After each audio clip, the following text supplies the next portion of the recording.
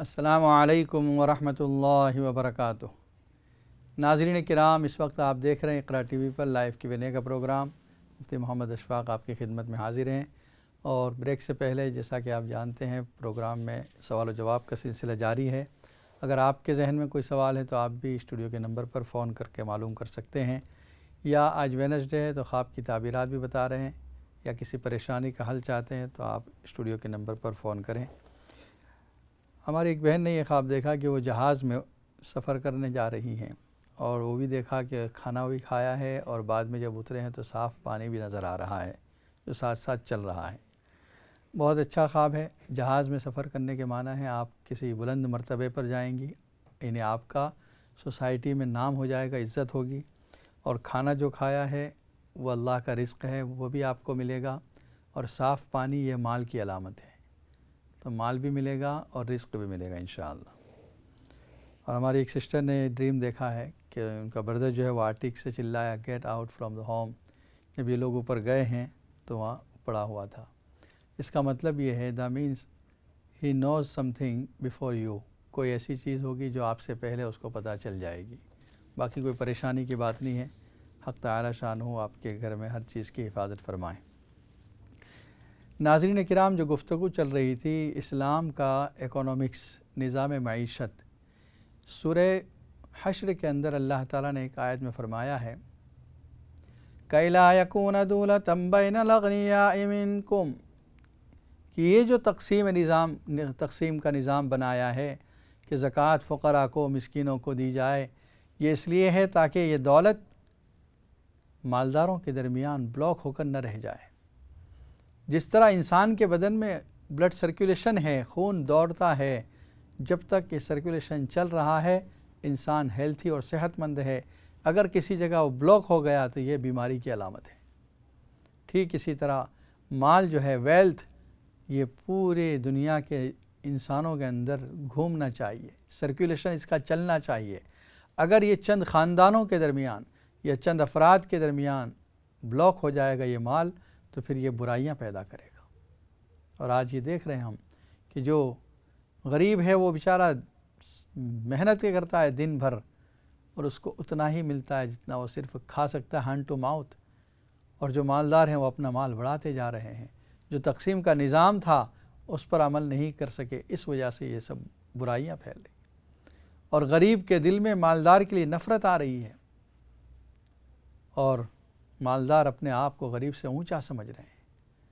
اللہ تعالیٰ نے فرمایا وَرَفَعْنَا بَعْضَهُمْ فَوْقَ بَعْضٍ دَرَجَاتٍ، یہ جو ہم نے نظام کے اندر کسی کو بہت مالدار کیا، کسی کو کم، کسی کو غریب، کسی کو بہت غریب، یہ نظام ہم نے رکھا ہے تاکہ دنیا کا نظام چل سکے۔ اگر سب سیم لیول پہ ہوتے مالداری میں، سب مالدار ہوتے، اللہ دے سکتا تھا، لیکن اللہ تعالیٰ نے یہ رکھا نظام کہ اگر یہ سب ایک لیول پر ہوتے دنیا میں تو پھر کام کون کرتا؟ آپ کے گھر میں کوئی کام نکل پڑا ہے، لیبر ورک، جیسے آپ کو باتھ روم بنانا ہے یا کچن فٹ کرنا ہے، تو اس کے لیے آپ ورکر کی تلاش کرتے ہیں، اور جو اس کے اسکل رکھتے ہیں جو کام کرنے والے، وہ آپ کا کام کر دیتے ہیں، آپ اس کی اجرت دیتے ہیں۔ اگر اس کے پاس بھی اتنا ہی مال ہوتا جتنا آپ کے پاس ہے تو وہ کیوں آپ کے لیے کام کرتا؟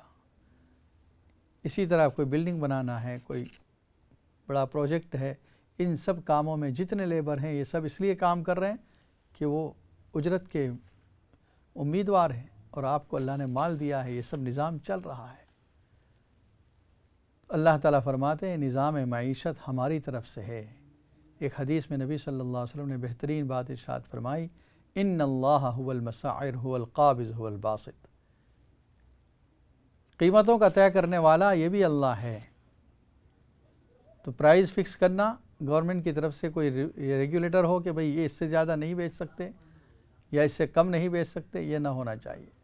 نظام چلے گا، رسد و طلب، ڈیمانڈ اور سپلائی کے اعتبار سے نظام چلتا رہتا ہے۔ دیکھیے دنیا میں کہیں یہ نہیں طے پاتا کہ فلاں علاقے میں ایپل گرو کیے جائیں، فلاں میں اورنج، فلاں لوگ رائس کریں، فلاں، یہ نظام چل رہا ہے۔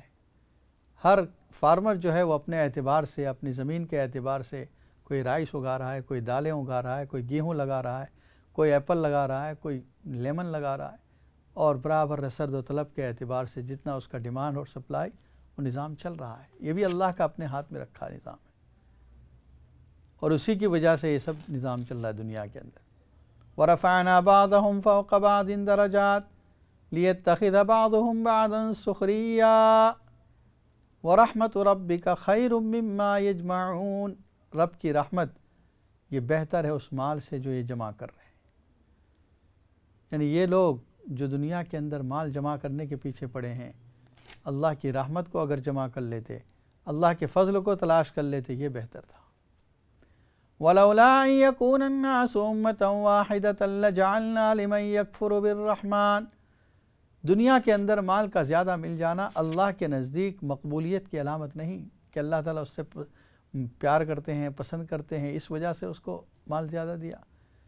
اللہ فرماتے اگر ہم چاہتے تو کافروں کے گھروں کی زینے، ان کی سیڑھیاں، ان کی لاڈر جو ہے وہ سونے چاندی کی ہو جاتی، لیکن اللہ کا نظام ہے کہ اللہ تعالیٰ نے جس کو چاہا جتنا چاہا دیا ہے۔ حق تعالی شان ہو، جو پریشان حال ان کی پریشانیوں کو دور فرمائیں۔ اللہم صلی علی سیدنا محمد وعلی آل سیدنا محمد وبارک وسلم۔